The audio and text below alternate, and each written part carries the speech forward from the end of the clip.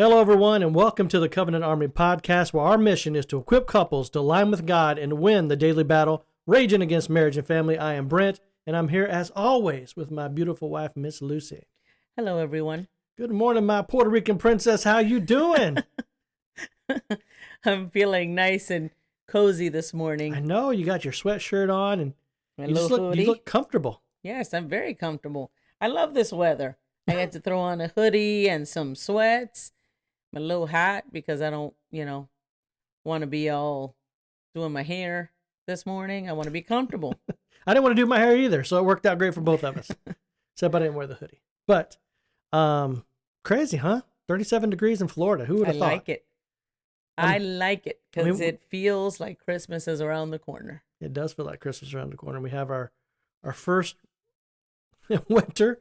We have winter in days here in Florida because it's cold one day and then it's this way it feels like winter day. today. I wear my hoodie, I got my sweats on, my fluffy socks, and it feels like winter. Yeah, it's funny because you're living it up. Yeah. I can only imagine my dad right now telling him that we're down here dressed like this. He would be laughing hysterically. Oh, I'm sure. Because he lives in Illinois and they get like real cold weather there and for long periods of time. And he sits out on the porch in the cold weather with his shorts on. It's crazy. He makes such fun of us when he comes down. But hey, right. I don't know. I've been to Florida for almost 30 years myself. Cold is cold. And, they say your blood thins after you've been down here. Well, I believe it. Yeah, it I does. believe it. And as you get older too, so. Oh, wait a minute. Might be a double hit. What are you saying? You're still super sexy and I still super love you. Oh my gosh. Well, I'm glad you still love me. But it's good times, man. It's good times. So, you were sharing with me earlier about this article. Was it yesterday or the day before you first mentioned it? The day before I came across it and I thought it was, just good information to keep in front of us, in front of, every couple out there. It's just good information for them to just know and be aware.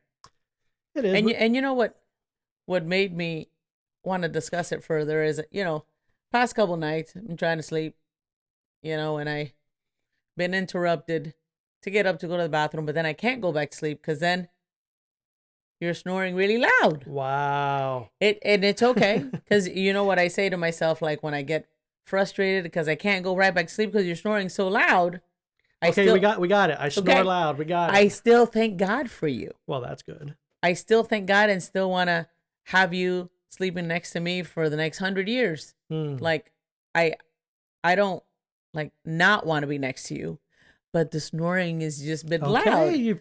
But like it made me think about, the folks out there that get upset with their spouse because they can't sleep next to each other because they just can't stand the snoring because it's too loud, and they'll leave the room and go sleep on the couch. Yeah. And that's never even been a thought that's entered my mind to leave your side because you're snoring. I literally just pray through it and ask God to quiet you down a little bit until I fall asleep, and then you can snore all you want. Wow. Okay. But in thinking about this article. So this article is on snoring? No, it's not on snoring. It's on bad habits that lead to, adultery and affairs. Hey, hold on a second, man. You're telling me if I don't stop snoring, that's not you. You could be opening the door to an affair? Not you. The point was... Well, definitely not me.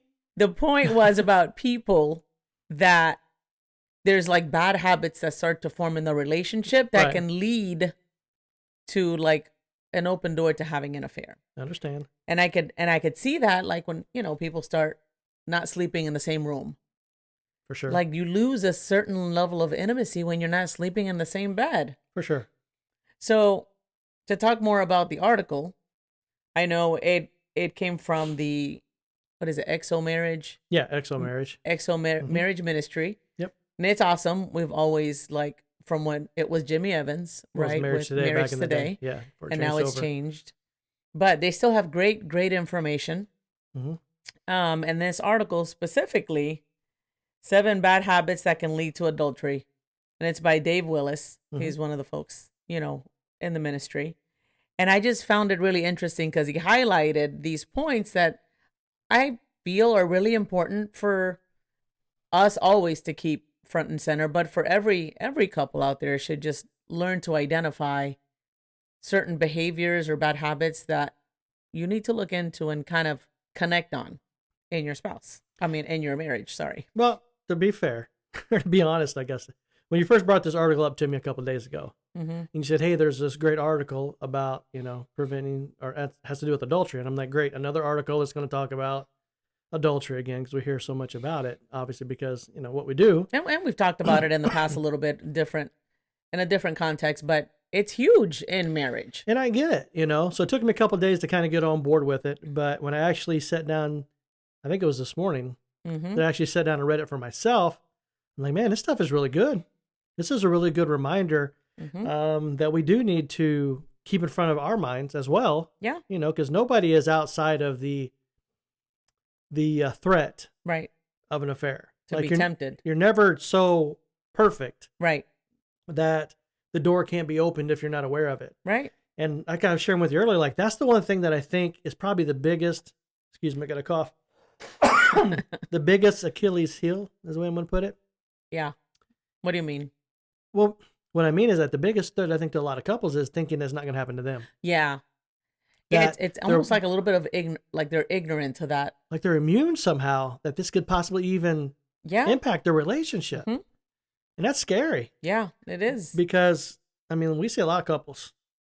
And we on this list that we're going to share, like, there are so many, this is real stuff. Like, this is real down in the ruts, dealing Yeah. with what's going on in people's relationships. And we see a lot of this stuff playing out in a lot of the couples that come to us, Mm-hmm. So we know it's real. We know Yeah. it's happening. And I think this article does a really great job of kind of, bringing the awareness of the threat that's out there Yeah, for everyone. for sure. Let's get into it. All right. So again, we just want to highlight the article. It is from XOMarriage Conference. I'm sorry, XOMarriage. Yeah. In the article, I told him that. 7 bad habits that lead, that can lead to adultery. Correct. Can lead, so I don't want anybody thinking, hey, we you- do that. My spouse does that. Like, Uh-oh, we're done. let's not start accusing anybody. But it's just things that you need to look in a little deeper. Keeping right? awareness. Keeping awareness about, right? And that's the big thing about threats. It's there. Know what to look for Right. before you find yourself in a full-blown affair. And how to safeguard against it. 100%. So they did a really great job here. And I just want to start, we're just going to start reading down the topics. How do you want to do Yeah, this? yeah, for sure. Let's just go right to number 1. Okay. So number 1 on the article is criticizing your spouse in public, in private, or online. What do you think? My gosh. See, it's scary because there are so many people that think it's just okay to go bash your spouse to your friends. Mhm. On social media is huge. How many times don't you see somebody just going off the rails, speaking about their spouse, or just negative, making negative comments, and they try to make it very indirect. But Mhm. come on. Sarcasm. Yeah, like how many times don't you see people like getting together with their friends and now they're, criticizing their spouse? Let's just call it dogging them out. Yeah, and even like at home, like Mhm. when you're together with your spouse, when you're being critical, when you're being naggy, just the tone. You Mhm. have to watch your tone when you bring stuff to your spouse. Mm. And this criticism is huge. Mm. And like where people are constantly correcting their spouse. Yeah, that's one part I was going to say in there that highlighted out as we were looking at this.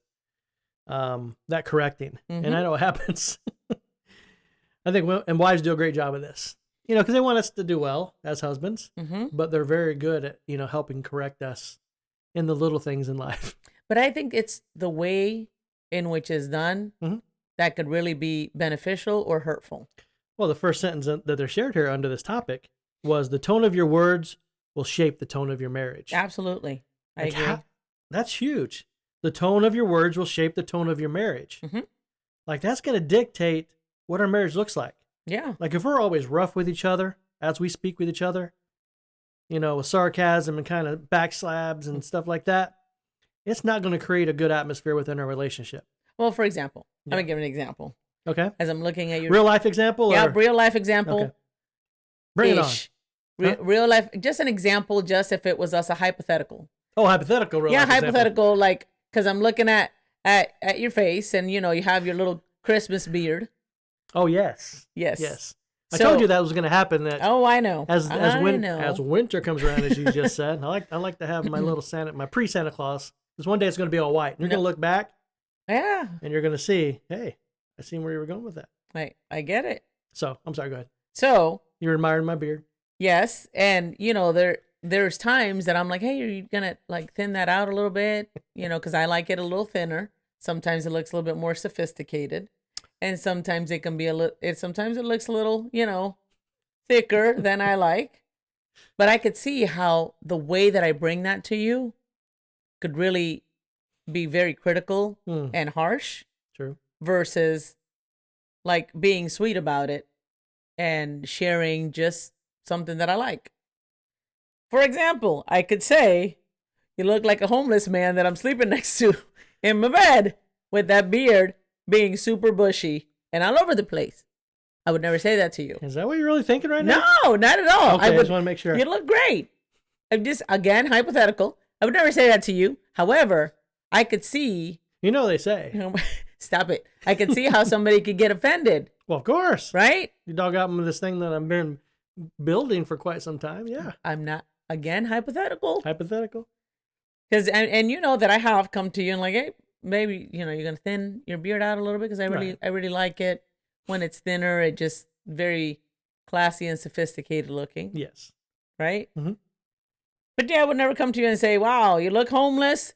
That beard is super bushy. You don't even look, you're not even attractive anymore.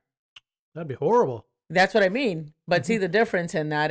And women, I mean, they really have the power to make a man or break him. Oh, for sure. With their words. So definitely watching out for the way that we as women speak to our husbands. And of course, vice versa. I was going to say.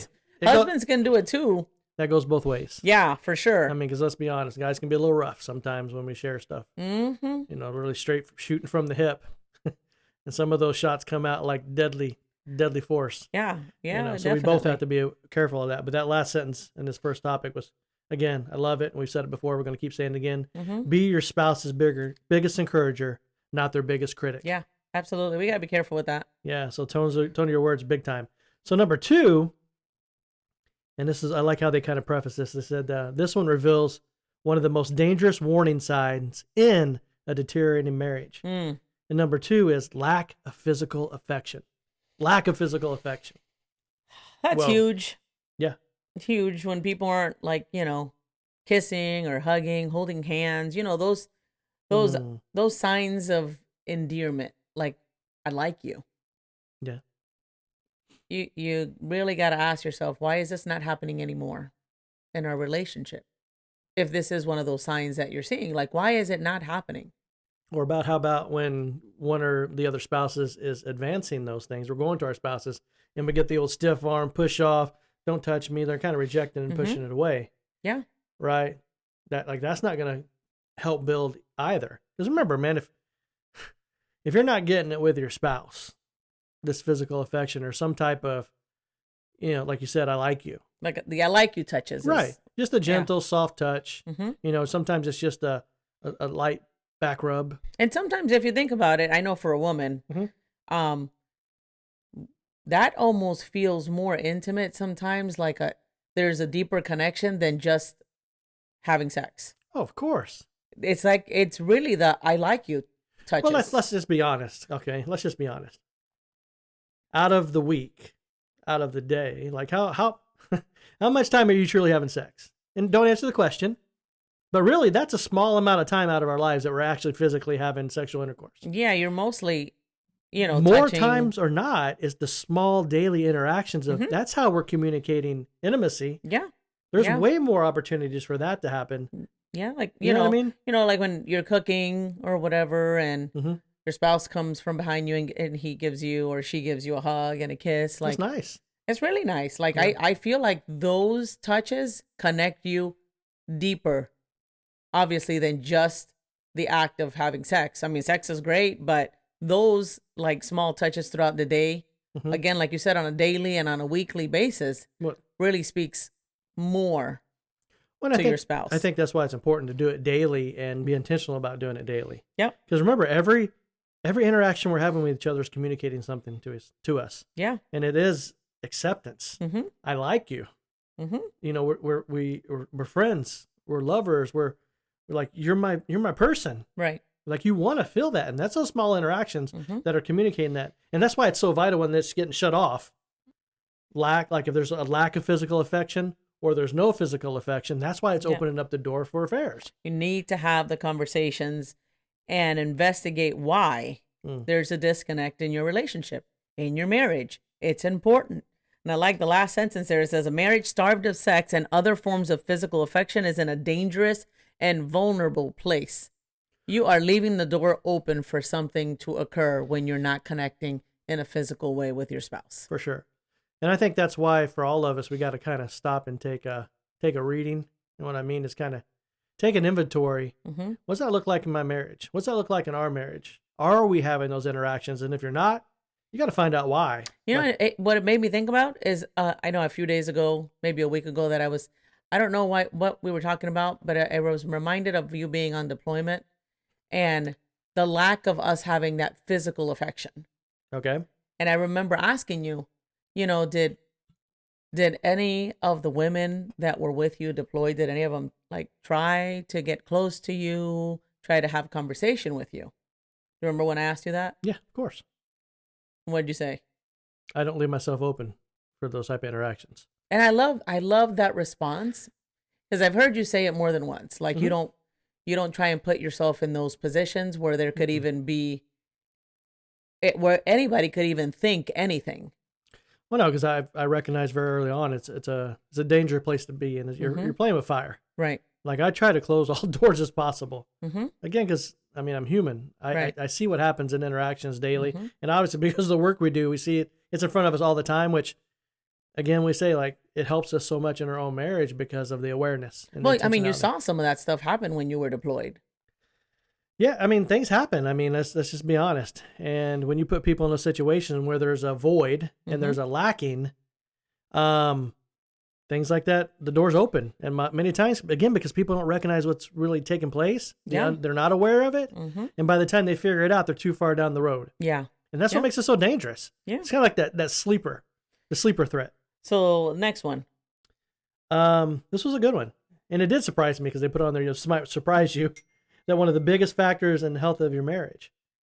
And number 3 was surrounding yourself with friends who don't know or don't like your spouse. Ooh. Yeah, that's huge. That's huge. And I know for some people, you've had these friends for long periods of time. So it's hard for you to kind of distance yourself from some of these people. But truly, if they're not married or for marriage, probably not the person you want to hang out with regularly. For sure. And now the comment here is that don't know or don't like your spouse. Like if you have friends, and I know we did a podcast previously on friendships, but if you got friends and they don't even know your spouse and there's no like friendship with them, right? That's a huge red flag. My question that would always come up, well, why not? Right. Like if they're such a good friend and this is your spouse, like they need to be a friend of both y'all's. Yeah. Like that's even that doesn't make sense in my brain. Well, yeah, and it goes further to talk about like friends or coworkers who don't encourage marital faithfulness. That is a huge thing too. And we're in a culture where like infidelity and adultery, it's almost sometimes glorified and romanticized and like on TV, right? And movies and stuff like that. Well, I always say sin runs in packs. Sin runs in packs. Yeah. Like if you're around people that are drinking and partying all the time, guess what you're going to end up doing? Drinking and partying all the time. If you're hanging around a lot of single people, guess what's going to happen? You're going to start to want to be single. Yeah. Right? Well, you're going to start feeling like you're missing out on something because you're married. You're going to want to be single. You're going to want to do what they want to do. Yeah. Because then you start feeling, well, I'm missing out on that all. Not a good place to be. So again, like in this thing, if you're around people that are being unfaithful, think about it. And people say, oh, never happened to me. And I'm going to tell you right now, you better guard yourself. Don't be prideful, brother or sister. Do not be prideful. The moment you think this cannot happen to you, you will find yourself in this position. Yep. Because that's pride. And Bible, I know I'm going to misquote this because I do it all the time, right? Pride comes before the fall. I know it doesn't say that. Pride comes before the fall. The destruction, it's real. Because you don't recognize the threat is there. No, that's actually in the Bible. I mean, I know there. Well, it's the wording that I'm saying. Yeah, probably not word for word, but pride comes before the fall. Yep, it leads to destruction. 100%. Like, it can happen to you. Do not Yeah. think you're above it. And that's the thing, right? And again, that's why you got to be careful who you're hanging around. Yeah. And I think I just jumped into the next thing. I'm so sorry. I guess I shouldn't have. Oh, because they said this is number 4. Yeah, number 4, stubborn pride. Believing your way is always the right way or the only way. Well, there you go. Pride came up again. Hey, it's important to understand what pride really does. Well, you highlighted it here, and that's a big part there. It says that pride destroys relationships more than anything else. Mm-hmm. Pride destroys relationships more than anything else. Yeah, and that comes in so many forms of it, but the big one that we see a lot in couples is that they don't celebrate their differences. They're fighting their differences continuously. Like, well, why can't you see it my way? Why can't you do it my way? Mm-hmm. Because they're different. You will always be different. You have to find a way to bring those differences together so it can become a huge strength for your relationship. So, well, it's important. Like pride, it makes you think that your way is the right way. Your way is the best way. So when your spouse brings something to you, you kind of dismiss it. Yeah, you know, great and all, but nah, you don't really even have that value with what they're bringing to you. And that's what's so dangerous about it. well, it's dangerous because think about it. There may be somebody else in the workplace, a friend, that is ready and willing to hear their opinions and what they think. And they validate those feelings and opinions and their thoughts. So you got to be careful with that one. Right, for sure.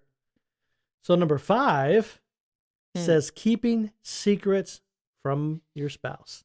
Keeping secrets from your spouse. And I know, again, this is one that we've probably talked about before. Where we say that anything you got to keep in the dark is a big red flag. Well, I like how they put it here. It says secrecy is the enemy of intimacy. Ooh, I like that. I'd love that they put that in that way because, you know, some people that don't want their spouse to see certain text messages. Well, they said it here perfect. It says the moment you start deleting texts or hiding thing or anything that you hope your spouse doesn't find out about, you're already way out of line. Yeah. Like, why wouldn't you want your spouse to see what you're texting with someone? Red flag. Like, red flag. And I know that was something that we discussed early on in our relationship before we got married. Like, everything is going to be open to one another. Our phones are always going to be open. Computers going to be open. Emails, whatever you need to see. You can jump right on there and look at whenever you want. I don't have to be there.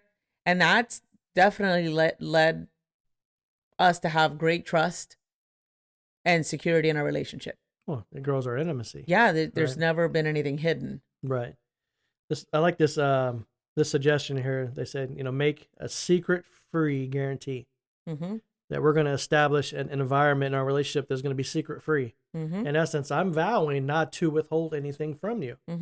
I'm an open book. You know, and continually communicating that with each other, and not just with our words, but with our actions. Yeah. You know, to show that that's the way we're going to have in our relationship. Like, that's super huge. I love that they said that.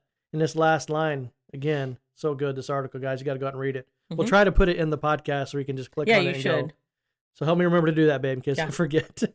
Full and transparent honesty is the only way that a marriage can work. Guys. Don't lie to your spouse. Okay, well, once you lie. Well, full and transparent honesty. A lot of people ask us how to rebuild trust. Yes. A lot of couples have had issues with betrayal or... Well, once trust is broken, yeah. Are we ever going to be able to get it back? Will I ever be able to feel this way about my spouse again? Yes, you can. But it's going to be one drop at a time. It's very humbling. Yes. It is. It is, because you got to step the right way all the time. You got to show them with your actions, because that's what's really going to help a person feel secure in the relationship, bit by bit, moment by moment. So don't tell lies. And if you had made the mistake in the past, you need to repent of that. You need to ask for forgiveness. And then you need to show that you're sorry by your actions. Yep. By being always transparent and honest all the time. Yep. Consistency for sure. So number 6. Ooh.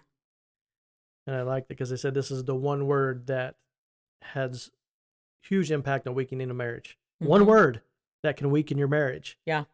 And that word is divorce. Threatening divorce. Oh. The big old D word. You know, it's sad that, that couples get upset with each other sometimes, Mm-hmm. and somebody eventually, you know what? Maybe we should talk about divorce. Maybe we should think about going our separate ways, because obviously we keep having these same debates and disagreements. Mm-hmm. They don't understand how much damage that starts to do to the relationship, the erosion that starts to happen because somebody decided that they were even going to entertain the thought of divorce. That's bad enough. But what about that spouse that comes along and says, great, go do it. If you want to get divorced, just go get divorced. Go ahead and file. Right? Just file. Well, typically that's in the heat of the moment. You're upset, you're angry, and you just want to hurt each other at that point. But you want to hurt each other, but both of you guys are doing the exact same thing. Mm-hmm. Like that's what breaks down that trust in the relationship, and it shatters that foundation. And here's what people don't think about. That probably about, maybe 30 minutes later, after the disagreement is over and you've had time to kind of calm yourself, you're not going to feel that way anymore. True. But the damage is done, because now you've planted a seed of insecurity in the relationship, because that thought is in your mind. Would they really file for divorce? Yeah. Is this really what they want? Why would they immediately go to divorce? Why are they throwing that out there? Because again, it opens the door for the conversation to be on the table. And enemies really crafty. You've planted the seed of thought. Yeah. Like divorce is now an option in your relationship because you're speaking into it. Yeah. That's the scary part about it. I like that they put in here, the strongest marriages remove all exit strategies and remove the word divorce from their vocabulary. For sure. Babe, and I know, like for us personally, that was one thing that I'm very grateful that we discussed early on in our marriage, right from the beginning. Mm-hmm. Yeah, it was before we even got married. We talked about it. We did, because, again, we both had been divorced before, and we didn't know Jesus, and we weren't walking as Christians. We had no... Right. We didn't have that foundation. We didn't have that foundation. Right. But this time when we were going to be in this relationship, we wanted, from the foundation start, like from the very cornerstone. Yeah. And I'm saying that intentionally. From the cornerstone, this is going to look different. This is going to be different. And divorce is not going to be an option in our relationship. Yeah. Like that, there is going to be no exit strategy. We're going to find a way to work through whatever issues that pop up and show up in our marriage. Right. If it's something that I'm dealing with and struggles that I'm going to take responsibility. And we're going to talk about it. We're going to talk about it, and we're going to get whatever help we need to figure out what it is to get over it and get better with it. How interesting to think that all of that hurt that we dealt with before we even met with the previous marriages and divorces was going to be that thing that God would use to get us to where we are today. For sure, man. Like with helping other couples not have to go through that. That's not the way. That there's a better way. That you can work through stuff. Like we always say, God's the best recycler. He wastes nothing. Absolutely. And through all that pain, he's taking it and using it for purpose. Yeah. And it's just awesome. Just how God is perfect. Yeah. It's as best I can say. He is perfect. So last but not least, number 7. This is scary. This one's scary. This one's scary when you see the person that's in this position, the couple that's in this position, in this place. Because it's just like, now what? It's really the question that comes to mind. Now what? So number 7 says going on autopilot when you stop making efforts to strengthen your marriage. It is sad because it almost seems like they don't have any hope anymore, like they're done. Well, hope, I mean, in that moment, yeah, I can tell you that people feel like hope is gone. There is nothing that I can do in this relationship to fix or get over what's happening or what's going on. There's nothing. I don't want to do anything. And that's a sad place to be in, for couples out there that, are married and are struggling, and maybe one or the other is in that place of just feeling hopeless. Don't give up. Seek some help. Seek some wise counsel. You can get a different perspective from someone who is outside of your relationship, and they can give you some good insight. And definitely, because, we're all about God's truth, biblical counseling, sound biblical counseling. Well, this is the truth. And again, you may feel numb. You may feel like there's no hope. Mm-hmm. But the truth is you're still married. Yeah. The show's not over. The curtain hasn't been pulled. Mm-hmm. Like there's still something that can be done. Yeah. And like you said, like God is all about hope. Mm-hmm. God is all about resurrection and bringing back to life what seems like it's dead. There's couples living out there like that. Like there's no hope. We're just gonna. Some of them just live as roommates. Like True. not even.